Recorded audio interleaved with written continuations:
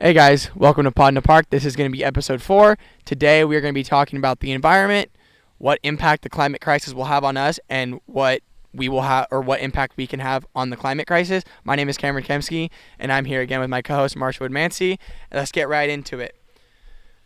So Marshall, what is the current state of our environment? It's probably not that good, right? The current state of our environment is in turmoil, definitely. It's not going to go away. The environment is everything that's around us. It's the air we breathe. It's the water we splash around in. It's the trees that we see around us. They're never going to, burn completely, right? The water will still be there. The air will still be there. But the quality of all of it and the quality of the nature and the quality of the air that we breathe and the quality of the water we drink is rapidly declining. Some things we can talk about, Flint, Michigan, right? The poor water quality, lead in the water, that's an environmental crisis. The fires up north that nearly destroyed my grandparents' home, killed 83 people. It was the largest fire ever recorded in California history. That's an environmental crisis, right? We'll talk about the reasonings for those things. Another one is, some Arctic region right now is hitting nearly 90-degree Fahrenheit temperatures. That's not right. The clear cutting of the Amazon rainforest in Brazil, those fires, that's an environmental disaster. The pollution of our oceans and waterways, that's an environmental disaster. The plastic we see littering our highways and our streets, that's an environmental disaster. Everything from the melting of the ice caps to the pollution in our local river is all part of our environmental disaster, and everything in between. What is something that you actively personally see in San Jose that makes you be that's not normal? The thing that I see the most is probably the pollution, the air pollution. In some places, especially in more industrial, like in Oakland, and Oakland's only semi-industrial, but especially in eastern China, where it's heavy industry, their air quality is sometimes 8 to 10 to 12 times as bad as ours is here. That's why everyone wears masks. But even here, you look at the mountains and they're hazy, right? And there's no fog because it's 3 p.m. And you can kind of see that there's a haze of pollution from our ground.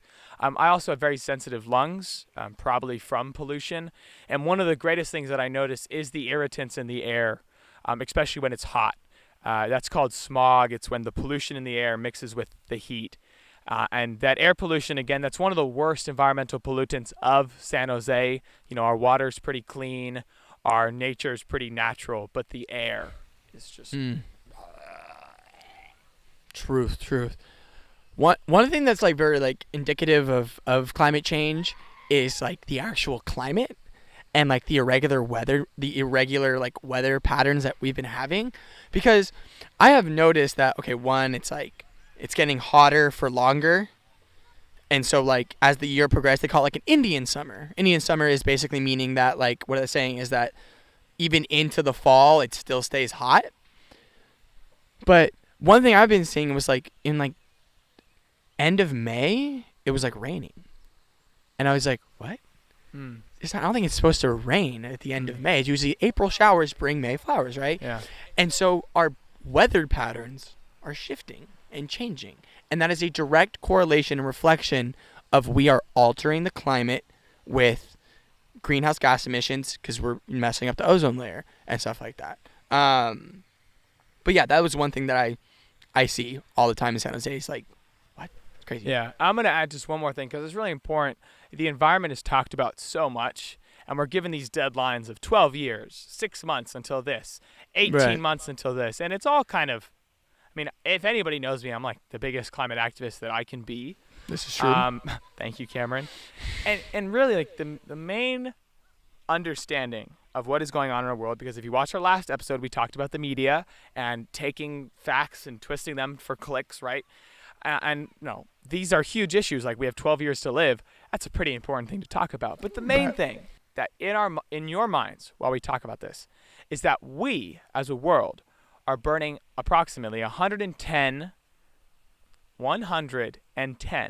million barrels of oil a day. A barrel being about 55 gallons. 110 million drums of oil. a day.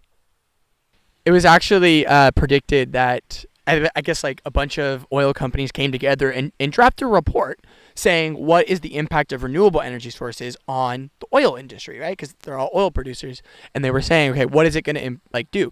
And I guess you could say they did an objective study, but they said that even with a huge move to renewable energy, by 2050, we were still predicted to be on 75 to 80 million barrels a day. So in 30 years from right now, this study I believe was like 2014, 15. It was about 5 years ago. So about 35 years, we dropped 30 million barrels. I think that was like a positive estimation. So that's what I want you to have in your head, is that we're lighting fire to massive quantities of this substance that took millions of years to make, and we're burning it like this. I'm just going to go on that real quick. Let's talk about what the hell are fossil fuels. Okay, it's literally what it is. It's a fuel made out of fossils. Mainly, my dad's got a master's in biology, so he's my source of information. It was these huge algal sheets. There was so much carbon dioxide in the air that nothing could live, right? It was just plants. Plants take carbon dioxide. So over the whole ocean, there'd be these huge sheets of algae, right, that were miles. I don't know. This is what my dad said. Huge sheets of algae that then collapsed and sank under the ocean. That's where a lot of the fossil fuels came from. It was literally like 400 million years ago. We had trillions of tons of algae just sink to the bottom of the ocean. How long does it take to make trillions of tons of algae, right? A long time, and we're just burning it like that. I know. We are going through it so fast. That is crazy. You hear it in the news. You're hearing it from us. It's bad. But what? What do we do? How do we do it? Who do we point a finger at? Who do we, Right. Well, the $1 million question, right? Right. Well, the biggest polluter of greenhouse gas emissions and plastic is going to be China. It's going to be China. They take number one because of their industry and how a lot of small consumer items come from China and get sent over to America. Second is the United States. Second in greenhouse gas. We'll be number one soon, baby. Number one soon. Coming for the top. Right. So we are second. India is third in plastic pollution. But for the United States being second, I've heard people give the argument saying, well, we're not number one. So why isn't like China, who's number one, why aren't they taking the fight to sustainability and cutting, greenhouse gas emissions? And my rebuttal to that is that if America believes that we are the greatest country on this planet, why are we not a beacon for sustainability? Why are we even second? Oh, because we're so big? Oh, but aren't we the most technological, advanced fucking civilization on this planet? Obviously not. If we're still producing massive amounts of waste that we have no way of disposing of and producing massive amounts of carbon emissions in the air and literally destroying our environment, I can't say that like America's the greatest country in the world. We are second. So with America being second and not even worrying about like international sort of, they're not worrying about like the international side of climate change. We don't even worry about it domestically. We don't care. Trump proposed in his budget for 2020 a 31% decrease in the current budget of the EPA, which he cut in his last budget. Environmental Protection Agency. Protection Agency. It's just a protection agency. They're trying to protect, right? They try to protect, and he attack.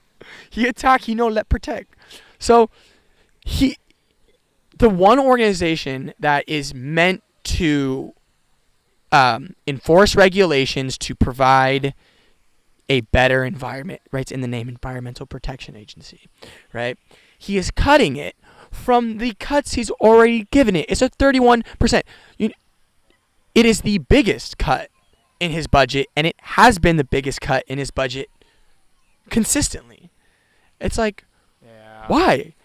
No country, especially the United States, cares about the impact that they have on the environment. So, I'm going to say, going off of that, the governmental side of it's important, right? But there is a struggle between the EPA and our global climate movement because it's like, you're just okay. Regulation of business is important, but there's so many loopholes, right? If you got a good enough lawyer, you can get out of any loophole, and we're still seeing that, right? Thank you, EPA, for all your service. You've been around since 1980, and yet I'm 19. I'm still having to fight for a better future.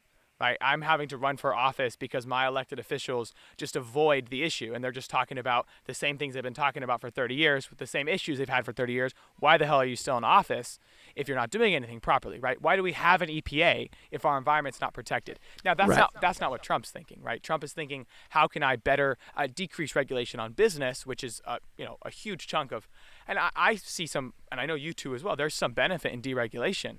But of course. When it comes to the largest cut ever, and when, into the EPA, which is, I don't know what the heck the EPA does. So, right, that's another problem. What do they do? Right.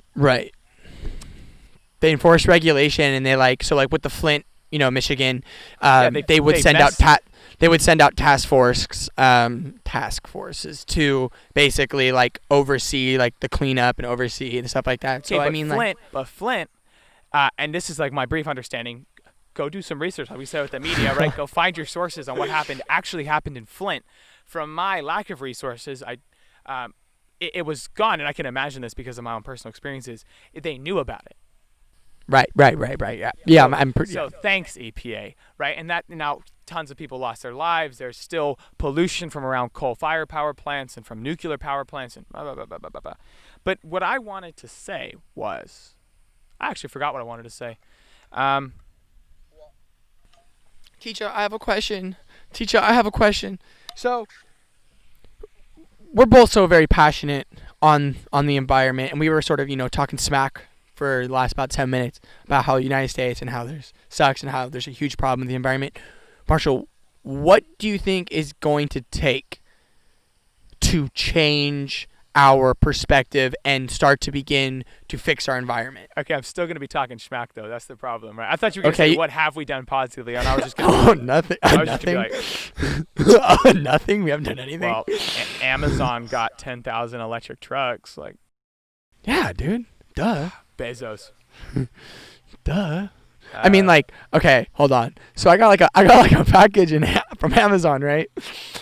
And I ordered a whiteboard to be productive. A whiteboard. Put it on my wall so I can write my to-do list. It became purple. First world problems. No. They sent me a giant cardboard box of my whiteboard. It's big. Talking 4 feet by 4 feet. Rip it open. Inside is another cardboard box. I pull out the cardboard box. That's the cardboard box which my whiteboard actually came in. Open that up, pull out my whiteboard.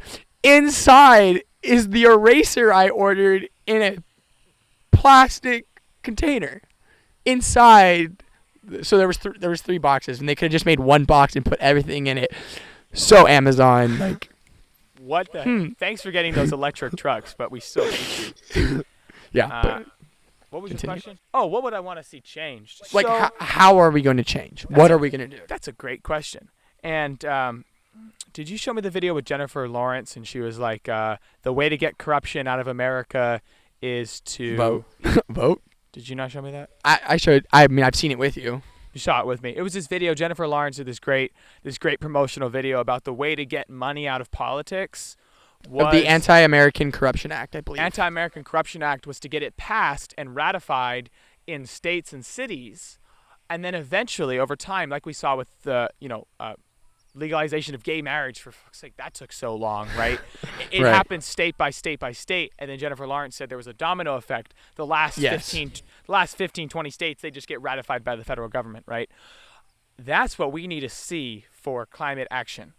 Right. And the whole gist of it is that political leaders and those who actually have the ability to make change, they're terrible. Just flatline. There's nothing.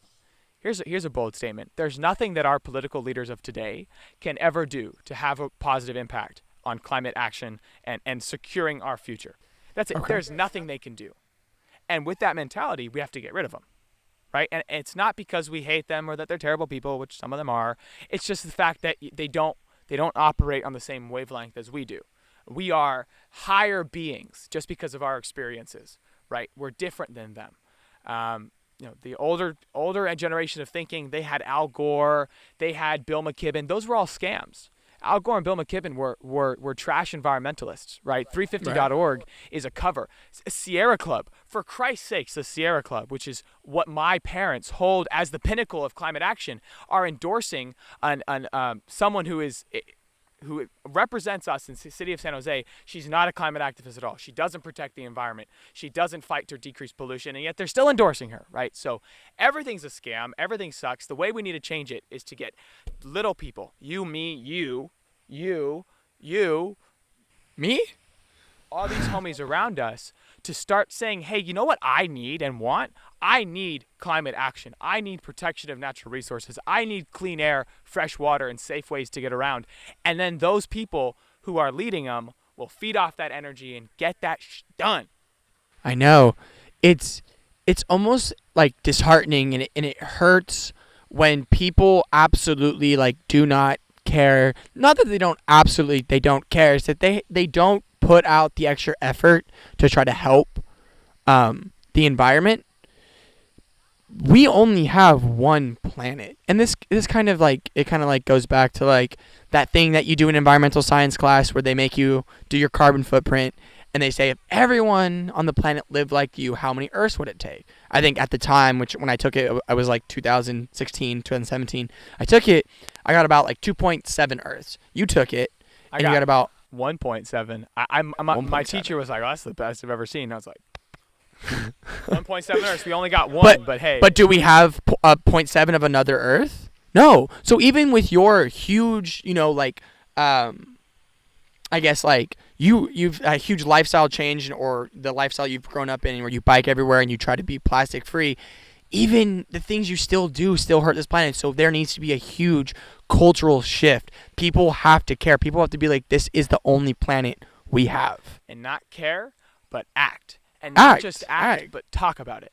But if you're not wanting to be the next climate activist, which is, that is what it's going to take, but like not driving, biking, taking public transit, reducing your plastic use, not using Amazon as much, not supporting giant corporations that pollute, as much. I mean, bro, like as a consumer, bro, Amazon though, no, I'm just kidding. No, it's true. It is, I'm going to kind of refine it because I've done a lot of thinking about this, and I used to say things like that all the time, and they're still correct. Still reduce the amount of water you take, still take shorter showers, because it makes your brain think that the things you have are not disposable. Nothing is disposable. None of this stuff you see here. This table was made out of an old pallet, right? Everything else is new. Hopefully we find new uses for these things. Nothing is disposable. But in reality, it's bigger than that. Right? Because again, you're not just an individual, you are a collective. What can you do to influence the larger conversation and larger action that leads us to a better future? And I will tell you, here's the little secret. It's getting young, innovative people into office. Yep. Agreed. i.e., you should have voted for me. Shout out to the 2,000 people that did. Shout out to everybody who's watching this podcast. Thank you so much for hanging out with us on this beautiful whatever time, wherever it is you are.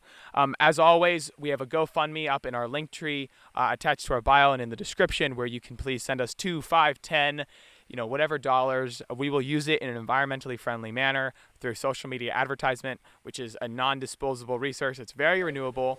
Yes, we're giving money to Facebook, but you know what, Mr. Zuckerberg, here's $20. Please go check out our listener review if you liked or didn't like what we talk about. We'd love to hear your thoughts, objective or subjective. Please go check out our last couple episodes where we talked about the media, we talked about ourselves, and we did a nice little pilot. So, alrighty. I think I have to go check to see if my Amazon package is home yet.